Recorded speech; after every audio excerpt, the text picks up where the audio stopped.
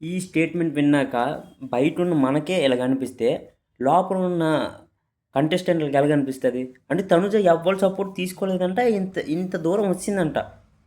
అంటే తనకి అంటే ఏం చెప్పిందంటే, తనకి ఆళ్ళకి నచ్చితే ఆళ్ళు సపోర్ట్ చేయాలి గానీ, నేనెళ్లి అడిగితే సపోర్ట్ చేయడం అది సపోర్ట్ కాదు సార్ అంటుంది. ఆళ్ళేం మీకు చుట్టాలా సపోర్ట్ చేయడానికి? చుట్టాలా? లేపోతే ఆళ్ళు గూడా గేమ్ ఆడడానికొచ్చారు. నీకెందుకు సపోర్ట్ చేస్తారు ఆళ్ళు?